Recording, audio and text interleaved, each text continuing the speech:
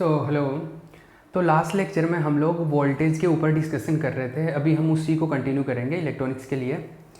तो वोल्टेज के बारे में बात कर रहे थे। हमने वोल्टेज से रिलेटेड काफ़ी चीज़ों के बारे में आइडिया डिस्कस किया था और वो क्या क्या किया था अभी हम बात करते हैं उसके बारे में। तो हम क्या डिस्कस कर रहे थे? वोल्टेज डिस्कस कर रहे थे। वोल्टेज को डिस्कस कर रहे थे हम। मैंने कुछ बातें बताई थी, लाइक एक चीज़ तो ये बताई थी कि पहला पॉइंट जो अगर मैं बात करूँ कि अगर कोई बैटरी है इस तरीके से, तो ये बड़ा प्लेट है जिसको पॉजिटिव प्लेट बोलते हैं, ये छोटा प्लेट है जिसको नेगेटिव प्लेट बोलते हैं। ये बोला था। पॉजिटिव प्लेट का मतलब ये नहीं कि ये पॉजिटिव वोल्टेज ही होगा। यहाँ पर पॉजिटिव प्लेट पर जीरो भी हो सकता है वोल्टेज, नेगेटिव वोल्टेज भी हो सकता है। और नेगेटिव प्लेट का मतलब नेगेटिव प्लेट पे जीरो भी हो सकता है, पॉजिटिव भी हो सकता है। तो पॉजिटिव प्लेट का मतलब होता था हायर वोल्टेज, उच्च वोल्टेज, और नेगेटिव प्लेट का मतलब होता था लोअर वोल्टेज, मतलब निम्न वोल्ट था। तो ये तो कितना था? ये तो उच्च वोल्ट था और ये निम्न वोल्ट पे रहता है। ठीक है। इसी से रिलेटेड दूसरी बात मैंने ये डिस्कस की थी क्या, कि ये जैसे बैटरी है और मैं बोलूँ कि ये 25 वोल्ट की बैटरी है। तो 25 वोल्ट की बैटरी होने का मतलब ये है कि इस पॉइंट और इस पॉइंट, इन दोनों पॉइंट की का जो पोटेंशियल है, जो वोल्टेज है, उन दोनों का डिफरेंस है 25। मतलब जैसे ये ए पॉइंट है, यहाँ पर वोल्टेज का वैल्यू हो गया VA, ये बी पॉइंट है, यहाँ पर वोल्टेज का वैल्यू हो गया VB। तो VA माइनस VB है 25 वोल्ट। ठीक है ना। और ये ऐसा भी हो सकता है कैसा, कि इन दोनों का बीच का डिफरेंस कितना है? 25 वोल्ट है। अब ये VA है, ये 25 हो सकता है। मान लो VA का वैल्यू 25 हो जाए और VB का वैल्यू क्या हो जाए? 0 हो जाए। तब दोनों का 25 आ रहा है ना डिफरेंस। इसका मतलब है कि ये 25 वोल्टेज होने का मतलब है यहाँ पर 25 हो सकता है, यहाँ पे 0 हो सकता है। ऐसा भी हो सकता है कि यहाँ पे 50 हो, यहाँ पे 25 हो जाएगा। तब भी दोनों का डिफरेंस कितना है? 25 ही है।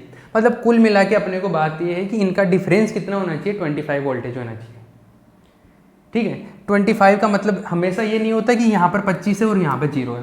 सब जो सिंपलेस्ट केस होता है उसमें हम लोग ये काम करते हैं कि नेगेटिव वाले को 0 मान लेते हैं, इसको क्या 25 या जितना भी आ रहा है उतना मान लेते हैं। तो वो कैलकुलेशन थोड़ा क्या हो जाता है? आसान हो जाता है। क्लियर है यहाँ तक की। फिर उसके बाद में हमने क्या बात की थी? उसके बाद हम लोग, जैसे मैं एक चीज़ बताऊँ, उसके बाद हम लोग बात कर रहे थे, जैसे कोई एक सर्किट बना लिया हमने, एक सर्किट बना लिया, एक जैसे ये रेसिस्टेंस लगा लिया कोई भी, ये बैटरी है। तो मैंने एक चीज़ बताई थी आपको कि पहली चीज़, जब तक सर्किट कंप्लीट नहीं होगा, जुड़ा हुआ नहीं होगा, ये जो वीडियो पहली बार देख रहे हैं मैं आपको बता दूं, पहले जाके दूसरे वीडियो देख ले, शायद ये यहाँ पर आपको समझने में डिफिकल्टी आए। और दूसरी चीज़, अभी मैंने कोई चैप्टर चालू नहीं किया, हर एक चीज़ को मैं लिखवाते चलूँगा जैसे एग्जाम में आप लिखते हैं। अभी तो मैं एक जनरल ओवरव्यू बता रहा हूँ क्या किस वे में है। तो ये जैसे मान लो कि 10 वोल्ट की एक मैंने बैटरी लगा दी, ये कोई रेसिस्टेंस है जितना भी, मान लो 5 ओम का रेसिस्टेंस लगा दिया मैंने, प्रतिरोध लगा दिया।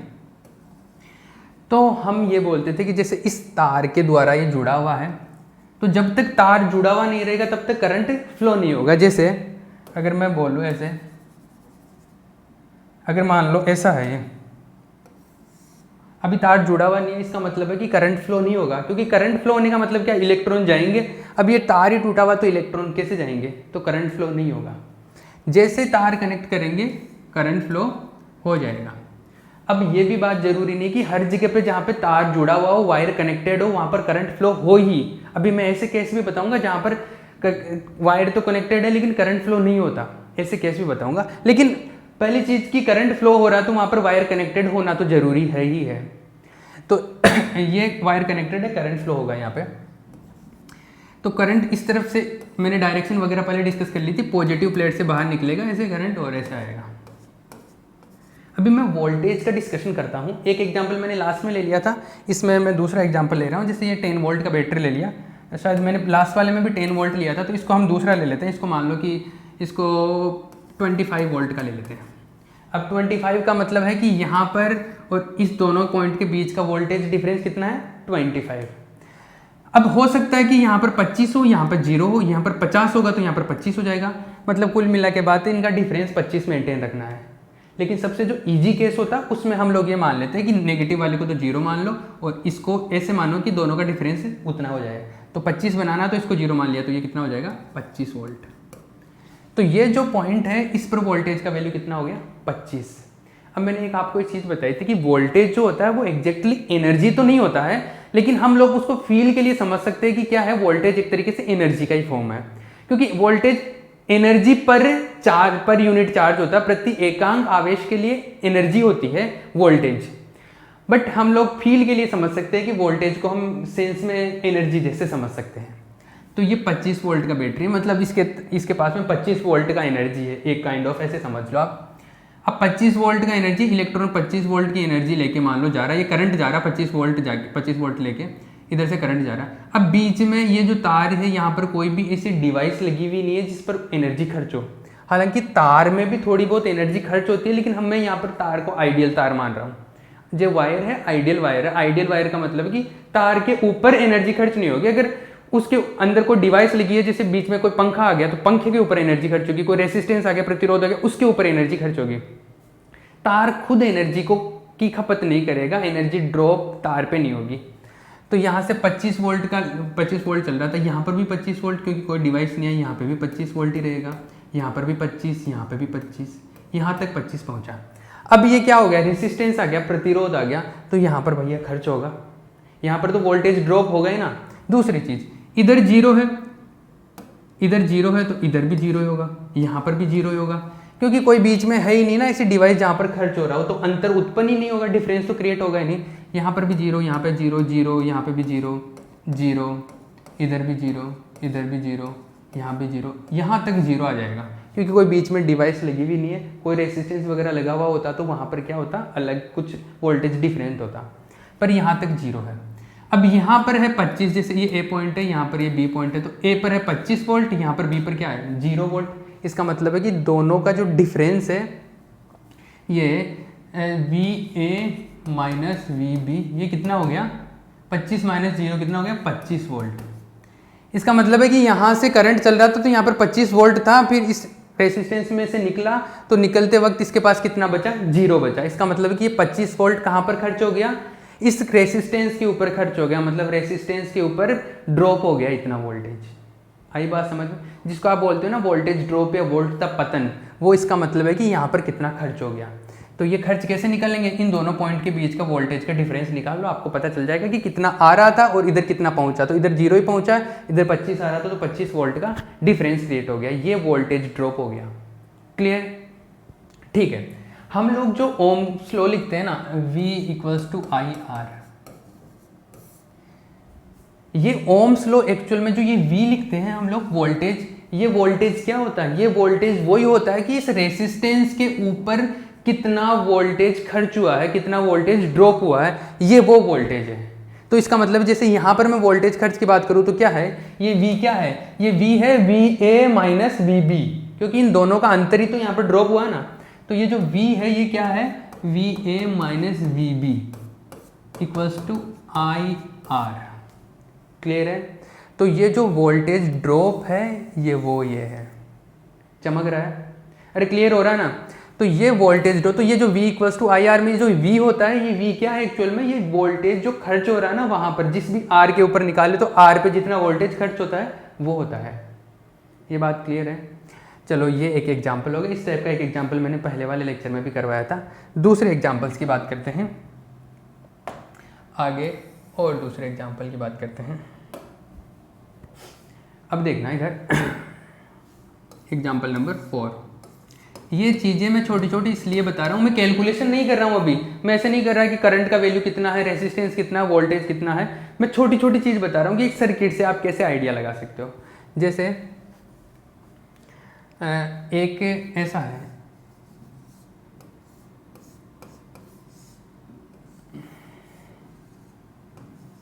मैंने इन दोनों को कनेक्ट नहीं कर रखा, ठीक है। अब कनेक्ट नहीं कर रखा, इसका मतलब करंट नहीं फ्लो होगा, करंट का वैल्यू कितना होगा 0, ठीक है भैया, करंट 0 है। ये मान लो वही एग्जाम्पल है, इसमें 25 वोल्ट का बैटरी लगा हुआ है। अभी इसमें जोड़ नहीं रखा मैंने, इसको कनेक्ट नहीं कर रखा। अब अलग अलग जगह पॉइंट पे मैं वोल्टेज बताना चाहता हूँ कितना है। तो देखो ये मैं सिंपल केस मान लेता हूँ, 25 वोल्ट है मतलब यहाँ पे 0 मान लेता हूँ, यहाँ पे 25 मान लेता हूँ, ठीक है। अब यहाँ पे 25 तो यहाँ पे भी 25 होगा, ठीक है। यहाँ पर भी कितना होगा, 25 होगा। ये तो बात समझ में आती है ना, क्योंकि यहाँ बीच में कोई डिवाइस लगी हुई नहीं है जिसके ऊपर कोई खर्च हो। तो यहाँ पर 25 है, यहाँ पे 25, यहाँ पे 25, यहाँ पर 0 है, यहाँ पे 0, यहाँ पे 0, यहाँ पर भी 0। कोई मुझे ये बता सकता है यहाँ पर कितना होगा? जैसे ये A पॉइंट है, ये B पॉइंट है, ये C है और ये D है। इन 4 पॉइंट पे वोल्टेज A पॉइंट पर, वोल्टेज B पॉइंट पर, और वोल्टेज C पॉइंट पर, और वोल्टेज D पॉइंट पर। इन 4 पॉइंट पे मुझे वोल्टेज कैलकुलेट करना है। क्या होना चाहिए? A पॉइंट पर वोल्टेज का वैल्यू क्या होना चाहिए? अब इस चीज़ को ध्यान से समझ लेना, क्योंकि मेरे को ये पता है इसमें करंट तो फ्लो हो नहीं रहा, क्योंकि तार ही कनेक्टेड नहीं है ना, वायर कनेक्टेड नहीं है, तो करंट तो फ्लो होगा नहीं। तो करंट इस वायर के अंदर करंट क्या है? 0 है, ठीक है। अब करंट इस वायर के अंदर 0 है, तो इसके ऊपर में अगर वोल्टेज ड्रॉप की बात करूँ कि रेसिस्टेंस के ऊपर कितना वोल्टेज खर्च हो जाएगा, तो रेसिस्टेंस के ऊपर वोल्टेज खर्च होता है I × R। अब रेसिस्टेंस का वैल्यू कुछ भी हो, लेकिन करंट इसमें कितना है? 0 है। अब करंट 0 है, इसका मतलब है कि रेसिस्टेंस के ऊपर वोल्टेज कितना खर्च हुआ? 0 खर्च हुआ। इसका मतलब इधर से 25 लेके आया था तो उधर 25 ही पहुंचना चाहिए, खर्च ही नहीं हुआ। 0 खर्च होने का मतलब कि वोल्टेज खर्च ही नहीं हुआ। तो यहाँ से 25 लेके आया था तो आगे भी कितना ही पहुंचेगा? 25 ही पहुंचेगा। आई बात समझ? क्योंकि करंट फ्लो नहीं हो रहा तो आई करंट 0 है, और करंट 0 हो गया तो वोल्टेज जो ड्रॉप होता है, वोल्टेज खर्च है, वो भी 0 आ गया। इसका मतलब कि रेसिस्टेंस में वोल्टेज खर्च ही नहीं होगा। तो यहाँ पर 25 है तो यहाँ पर 25 ही पहुँच जाएगा। यहाँ पर 25 तो यहाँ पर भी 25। अब तो कोई आगे है ही नहीं ना, कुछ कनेक्टेड ही नहीं है आगे, मतलब कोई रेसिस्टेंस वगैरह कुछ डिवाइस तो लगी हुई नहीं है। यहाँ पे भी 25, यहाँ पे भी 25, यहाँ पर भी 25, यहाँ पे 25। बात क्लियर हो रही ना? अरे कैसे ये चीज़ें हो पा रही है, समझ में आ रहा है?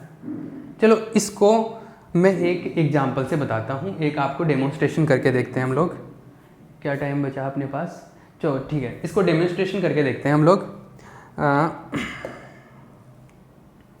इसका डेमोन्स्ट्रेशन देखते हैं हम लोग। वो एक सेकेंड,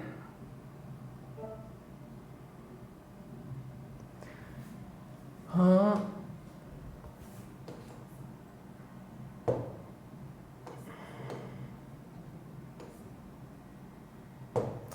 देखो भैया,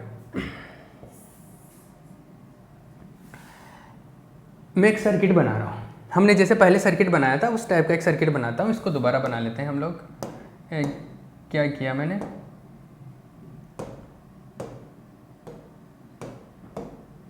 एक सर्किट बनाते हैं आराम से। इन सबको हटा देता हूँ मैं, ये कुछ भी नहीं है मेरे पास में अभी, ये हटा दो इनको। मैं एक नया सर्किट बनाता हूँ, और जैसे मैंने क्या सबसे पहले एक बैटरी ले ली, ये बैटरी है मेरे पास। अब एक वायर लेता हूँ मैं, ये वायर ले लिया। जैसे अभी वो जो सर्किट बनाया था रेसिस्टेंस वाला, सेम वही सर्किट मैं यहाँ पे बना रहा हूँ। फिर उसके बाद में हमने क्या किया था, एक रेसिस्टेंस लगाया था, एक प्रतिरोध लगाया था। चलो भैया ये प्रतिरोध लगा दिया, ठीक है। इसके बाद में मैं यहाँ पर एक स्विच लगा देता हूँ, जिससे को ऑन ऑफ करके हम लोग पता कर सके कि हाँ अब मैंने चालू कर दिया, इसको अब बंद कर दिया। दूसरा एक बल्ब भी लगा देता हूँ, ताकि अपने को ये भी पता रहे कि हाँ बल्ब जल रहा है तो करंट कितना फ्लो हो रहा है, क्या आइडिया रहे थोड़ा बहुत। ठीक है भैया, ये लो। एक दूसरा इसको कनेक्ट कर देता हूँ मैं आगे ले जाके। चलो अब देखो भैया, मैं इसको अब स्टार्ट करता हूँ, और करंट की डायरेक्शन हाँ कन्वेंशनल करंट है। देखो भैया, अब समझना इस चीज़ को। मैं जैसे इसको कनेक्ट करता हूँ, स्विच को कनेक्ट अभी तक देखो इसमें क्या है, वायर कनेक्टेड नहीं है, मतलब ये टूटा हुआ है ना, यहाँ से समझ में आ रहा है ना, ये टूटा हुआ, करंट फ्लो नहीं हो रहा। जैसे मैं इसको कनेक्ट कर दूँ करंट फ्लो होगा, जैसे ये कनेक्ट कर दिया करंट फ्लो हो रहा है ना। तो अभी ये टूटा हुआ, अभी करंट फ्लो नहीं हो रहा। तो मैंने अभी आपको बोला था ना कि ये मैंने कितने 25 वोल्ट की बैटरी ली थी, कितने की ली थी 25 वोल्ट की। तो देखो मैं इसका भी वोल्टेज 25 वोल्ट करता हूँ। अभी 9 वोल्ट की बैटरी लगा रखी है। लास्ट जो एग्जांपल लिया था ना वो ही मैं सोल्व करके बता रहा हूँ आपको। ये कितने वोल्ट की हो गई,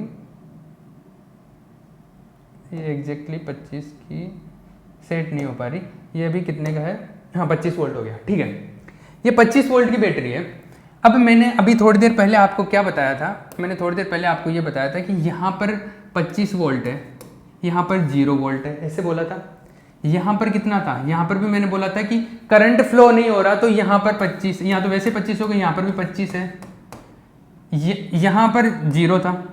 अब करंट फ्लो नहीं हो रहा, तो मैंने बोला था कि आई करंट 0 है, तो वोल्टेज भी क्या हो जाएगा, यहाँ पर 0 ड्रॉप होगा। इसका मतलब यहाँ से 25 है तो यहाँ पे भी कितना पहुँचेगा, 25, तो यहाँ पे भी 25 है, यहाँ पर भी 25 है, तो हर जगह 25, क्योंकि इसमें से करंट ही फ्लो नहीं हो रहा तो वोल्टेज ड्रॉप होने का कोई चांस नहीं है। तो 25 25, ये यहाँ पे भी 25, यहाँ पे भी 25, यहाँ पे 25।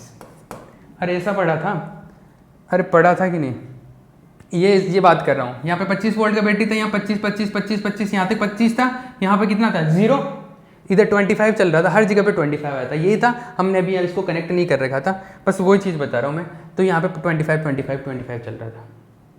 अभी मैं इसको मेजर करके बताता हूँ आपको। जैसे हमारे पास में वोल्ट मीटर है एक सेकेंड, अब हम लोग इसको मेजर करते हैं। जैसे ये वोल्ट मीटर है अपने पास में, वोल्ट मीटर मैंने ये बोला था कि कभी भी वोल्टेज मेजर करते हैं तो एक को दो पॉइंट लेते हैं ना अपन, उन दोनों का बीच का डिफरेंस लेते हैं। तो एक को 0 पे रख लेते हैं तो दूसरा अपने आप बताता जाएगा कि कितना वोल्टेज है वहाँ पर। तो जैसे इसका एक पॉइंट में यहाँ पर, ये क्योंकि यहाँ पर 0 है तो इसको 0 पे रख लेता हूँ।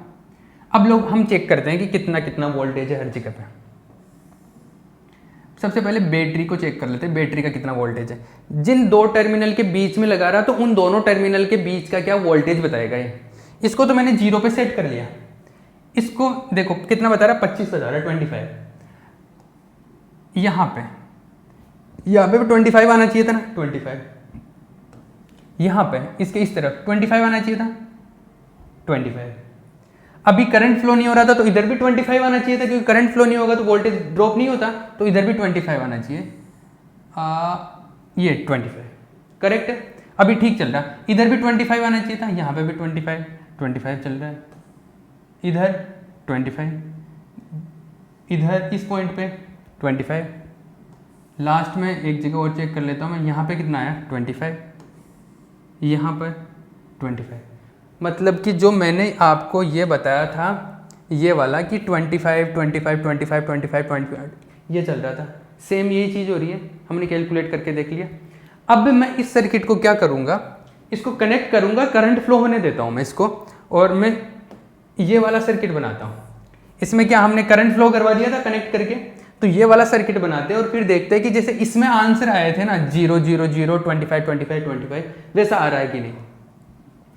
तो देखो भैया, इसको हम लोग अभी क्या कनेक्ट करते हैं। अभी इसको वोल्ट मीटर को तो हम लोग हटा देते हैं, वोल्ट मीटर को साइड में हटाते हैं। इसको कनेक्ट करो, कनेक्टेड है, करंट फ्लो हो रहा है। देखो करंट की डायरेक्शन ये पॉजिटिव है तो पॉजिटिव से बाहर की तरफ, नेगेटिव में अंदर की तरफ। क्लियर है। बड़ा बैटरी लगा दूंगा, बैटरी का वोल्टेज बढ़ा दूंगा तो करंट ज़्यादा तेज जाएगा। एक बार करके देख लेते हैं। बैटरी का वोल्टेज जैसे 25 वोल्ट है, इसको थोड़ा बढ़ा दो, बढ़ा देंगे तो क्या होगा, इलेक्ट्रॉन ज़्यादा तेज भागेंगे, इलेक्ट्रॉन ज़्यादा तेज भागेंगे मतलब करंट ज़्यादा हो जाएगा, तो करंट का वैल्यू बढ़ गया। करंट का वैल्यू बढ़ जाएगा तो बल्ब के पास में पावर भी ज़्यादा हो गया, एक तरीके से ज़्यादा रोशनी निकलेगा।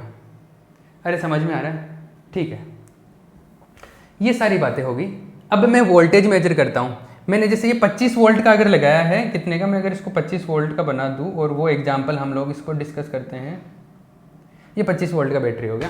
तो 25 वोल्ट की बैटरी में मैंने ये बताया था कि यहाँ पे उस एग्जाम्पल में ये बताया था कि यहाँ पर 25 है, यहाँ पर 0 है, यहाँ पर भी 25 है, इस पॉइंट पर भी, इस पॉइंट पर भी 25 है, इस पॉइंट पे 0 है, यहाँ पे भी 0, यहाँ पर भी 0, यहाँ पे भी 0 0 0 0 0, यहाँ तक 0 चल रहा है।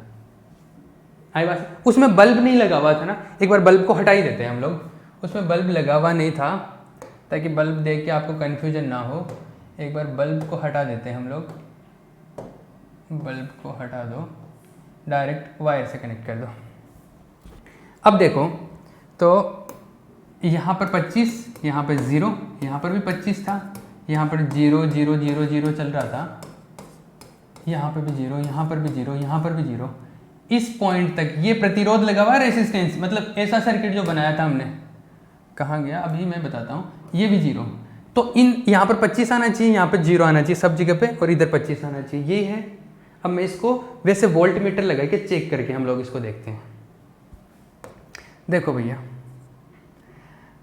इसको चेक करते हैं हम लोग। ये वोल्ट मीटर ले आता हूँ, तो वोल्ट मीटर के लिए 2 पॉइंट चाहिए, एक तो मैं 0 पे रख लेता हूँ, तो 0 के रेस्पेक्ट में मेजर करेंगे हम सब।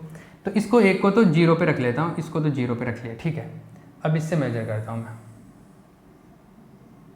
ये बैटरी का यहाँ पर कितना है 26, एक्चुअल में हमने 26 वोल्ट का लगा रखा है क्या, इसको 25 कर देता हूँ। ये एक सेकेंड,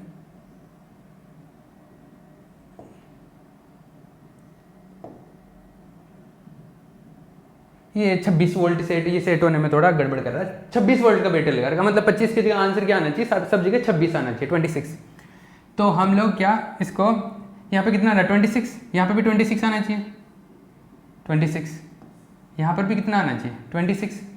अब हम लोगों को ये पता है कि ये 26 यहाँ पे ड्रॉप हो जाता है क्योंकि करंट फ्लो हो रहा है, तो यहाँ पर कितना पहुँचना चाहिए 0, तो यहाँ पर 0 आना चाहिए, इसमें 0 रीडिंग आना चाहिए। जैसे मैं इसको टच करूँगा तो 0 आ रहा, अरे क्लियर है ना।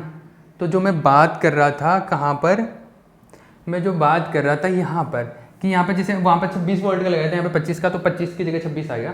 तो यहाँ पर जैसे 25 वोल्ट आ रहा, 25 वोल्ट आ रहा, 25 वोल्ट आ रहा, करंट फ्लो हो रहा, तो पूरा वोल्टेज यहाँ पे ड्रॉप हो गया था, यहाँ पे 0 आया था। क्लियर है? अरे ये बात समझ में आती है कि नहीं आती है? तो ये इस टाइप की बहुत सारी चीज़ें हैं। चलो और नया एग्जाम्पल लेते हैं हम लोग, कुछ और बात करते हैं, एक सेकेंड। और ये जो सारी चीज़ें हैं इनको डिस्कस करते जाते हैं। हर एक सर्किट को हम लोग जिस वे में ऐसे पढ़ रहे हैं, इसी तरीके से हम लोग हर एक सर्किट को पढ़ते जाएंगे। नेक्स्ट बात करते हैं हम लोग, चलो ये नेक्स्ट एग्जाम्पल की बात करता हूँ मैं। ये 5th नंबर का एग्जाम्पल है। एग्जाम्पल इन द सेंस मैं अभी छोटी छोटी चीज़ें समझाने की कोशिश कर रहा हूँ एग्जाम्पल नंबर लिख के। वैसे एग्जाम्पल कुछ ऐसा है नहीं, ये ऑलमोस्ट लास्ट क्लास है। उसके बाद में हम लोग एग्जाम में कैसे आएगा या कैसे लिखना उस वे में पूरा प्रॉपर वे में स्टार्ट करेंगे नोट्स। एक चीज़ बताओ, जैसे ये रेसिस्टेंस लगा हुआ है, ये 25 वोल्ट की बैटरी है, इधर से करंट फ्लो हो रहा है, अभी देखा था वो एग्जाम्पल है, पर इसमें कुछ नई बात करूँगा मैं। यहाँ पर 25 वोल्ट है, यहाँ पर भी 25 वोल्ट है। मैंने बताया था यहाँ पे 0 ले लिया, तो यहाँ पर भी 0, यहाँ पर भी 0, यहाँ पे 0, यहाँ पे 0, 0 0, यहाँ पे तक 0 आ गया। क्लियर है? मैंने लास्ट लेक्चर में एक और बात बताई थी कि कहीं पर भी 2 पॉइंट के बीच में करंट तभी फ्लो होगा जब उन दोनों के बीच में वोल्टेज का कुछ डिफरेंस हो, अंतर हो। अगर दोनों पॉइंट पर वोल्टेज बराबर है तो करंट फ्लो नहीं होगा, ऐसा बताया था। अब चलो एक चीज़ बताओ मुझे, यहाँ पर तो चलो 25 है, यहाँ पर 0 है, तो वोल्टेज का डिफरेंस है तो करंट फ्लो हो गया। लेकिन ये पॉइंट 0 है, ये 0 है, तो फिर यहाँ पर करंट क्यों फ्लो हो रहा है? वोल्टेज तो इक्वल आ गया ना, करंट फ्लो क्यों हो रहा है? या ये आप यहाँ पे देख लो, यहाँ पे 0 है, यहाँ पे भी 0 है, तो ये इधर करंट, इसमें तो करंट आता है ना, अभी देखा था हमने, तो फिर करंट क्यों आ रहा है? वोल्टेज का डिफरेंस तो 0 है यहाँ पे, इसका मतलब करंट फ्लो नहीं होना चाहिए। अरे ऑब्वियस सी बात है, नहीं होना चाहिए, जो मैंने स्टेटमेंट बताया उसके हिसाब से तो नहीं होना चाहिए, तो फिर क्यों हो रहा है? इस चीज़ का आंसर सुनना। आपने एक चीज़ मैं बताता हूँ क्या है, जैसे यहाँ पर 25 है, यहाँ पर 0 है, ये इसको इस चीज़ को ऐसे समझना आप, जैसे ये बहुत ऊपर हाइट है, इसकी हाइट है मान लो 25 तो ये यहाँ पे 25 हाइट पे है, ये कितने पे है? 0 पे है, ठीक है। अब यहाँ से कोई चीज़ को छोड़ता हूँ मैं, इस पॉइंट और इस पॉइंट के बीच में डिफरेंस कितना है? 25 का है। तो यहाँ से कोई चीज़ छोड़ूंगा मैं, जैसे मान लो मैंने एक टायर है गाड़ी का, वो टायर छोड़ देता हूँ मैं, बचपन में टायर चलाते थे ना वो वाला टायर, तो मैं टायर छोड़ देता हूँ यहाँ से, तो यहाँ तो 25 है, यहाँ पे 0, तो हाइट का डिफरेंस है, तो ऑब्वियस सी बात है कि यहाँ से टायर नीचे आ जाएगा। तो ये टायर घूमता हुआ मान लो नीचे आ गया, यहाँ पे आ गया, ठीक है। अब आपको ये सपाट आ गया, ये समतल है, ये प्लेन है यहाँ पे। अब आपको क्या लगता है ये टायर रुक जाएगा? नहीं रुकेगा ना, क्योंकि यहाँ पर हाइट जिस 0 है तो ये हाइट भी सेम, ये 0 हाइट पे, ये भी सेम ही हाइट, ये सेम हाइट है ना। तो यहाँ पर और यहाँ पर हाइट सेम है, लेकिन फिर भी टायर जो यहाँ तक पहुँचा वो टायर यहाँ तक जा ही रहा ना आगे। क्यों जा रहा है? क्योंकि जब ये टायर यहाँ से यहाँ आया तो उसके पास में कुछ एनर्जी आ गई थी, काइनेटिक एनर्जी की फॉर्म में आ गई, काइंड ऑफ। तो वो एनर्जी इसके अंदर है, वो एनर्जी ले, उस एनर्जी की वजह से ये आगे चलते जा रहा है। वैसे यहाँ पर एनर्जी, यहाँ पर दोनों के बीच में क्या हाइट का डिफरेंस नहीं है, फिर भी चल ही रहा है ना। तो सेम चीज़ यहाँ पर है, यहाँ पर 25 था, यहाँ पर 0 था, तो इस डिफरेंस की वजह से क्या हो गया, करंट फ्लो हो गया। अब वो करंट फ्लो हो गया, इलेक्ट्रॉन्स के पास में एनर्जी, मतलब करंट फ्लो हो गया, यहाँ से स्टार्ट हो गया। अब यहाँ पर 0, यहाँ पर 0, मतलब ये सेम लेवल पे आ गए, लेकिन पहले चलता हुआ आ रहा था तो उस वजह से आगे चलता हुआ जाएगा, चलता हुआ जाएगा, सेम इसी तरीके से। अरे समझ में आ रहा? ये सारे पॉइंट भी सेम लेवल पर है, लेकिन पहले से वो चलता हुआ आ रहा था तो अब चलता जाएगा, क्योंकि आगे अब उसको कोई रोकने वाला नहीं है। यहाँ पर जैसे चलता हुआ आ रहा था तो यहाँ पर आगे कोई रेसिस्टेंस वगैरह कोई भी उसको रोकने वाला नहीं है, कोई बैरियर नहीं है, तो वो आगे चलता जाएगा। आई बात समझ में? ये उस चीज़ के पीछे का लॉजिक था जो मैंने पहले बताया था। अब जो नेक्स्ट लेक्चर है उसमें थोड़ी बहुत ऐसी बातें और बताऊंगा मैं, और उसके नेक्स्ट लेक्चर में हम लोग प्रॉपर वे में मैं बताऊंगा कि आपकी यूनिवर्सिटी वाइज कितने आपके यूनिट हैं, कौन से चैप्टर में क्या आएगा, कौन से यूनिट में क्या आएगा, और फिर पहला यूनिट, पहला चैप्टर हम लोग स्टार्ट करेंगे। इसके नेक्स्ट लेक्चर में वोल्टेज से रिलेटेड और बातें करूंगा मैं वोल्टेज भी इतना फोकस क्यों कर रहा हूँ, क्योंकि आगे के जो सारे चैप्टर या पूरा इलेक्ट्रॉनिक्स है वो वोल्टेज के इर्द गिर्द ही घूमता है। अगर वोल्टेज की अंडरस्टैंडिंग आपकी क्लियर है तो इसका मतलब है कि आपको पढ़ने में मज़ा भी आएगा और कभी बोर फील नहीं होगा, ऐसा नहीं लगेगा कि यार ये समझ में नहीं आ रहा, ठीक है। इसलिए मैं वोल्टेज पे इतना फोकस कर रहा हूँ। नेक्स्ट लेक्चर में हम फिर से वोल्टेज की बात करेंगे।